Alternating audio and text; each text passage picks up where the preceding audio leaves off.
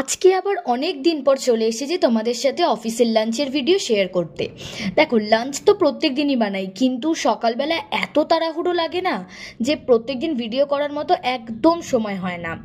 আর আজকে একটু তাড়াতাড়ি ঘুম থেকে উঠে পড়েছিলাম, তাই ভাবলাম কেননা আজকে ভিডিও করে সেটা তোমাদের সাথে শেয়ার করি। আমি তো লাঞ্চে প্রায় বেশিরভাগ দিনে রুটি তরকারি নিয়ে যাই, আর তাড়াতাড়ি হওয়ার জন্য সবজিটা আগের দিন কেটেই রেখে দিই। আজকে যেরকম বানাবো পেঁপে আলুর তরকারি, প্রথমে আটা মেখে সেটার লেচি কেটে কিছুক্ষণ রেস্টে রেখে দিয়েছি। ওই যেটুকুনি টাইম রেস্টে থাকবে সেইটুকুনি টাইমের মধ্যে তরকারিটাও বসিয়ে দিয়েছি। এবার তরকারিটা যতক্ষণে সেদ্ধ হবে ততক্ষণে রুটিগুলো বেলে সেঁকে নিলেই ব্যাস রেডি হয়ে যাবে লাঞ্চ। এইভাবে প্ল্যান করে রান্না করতে হয়, কারণ যদি একটা একটা করে করতে চাই তাহলে আর দেখতে হবে না, অফিসে না গিয়ে ঘরে বসে বসে ওগুলোকে খেতে হবে। তাই যতটা তাড়াতাড়ি সম্ভব হয় সেইভাবেই রান্নাগুলো রেডি করি।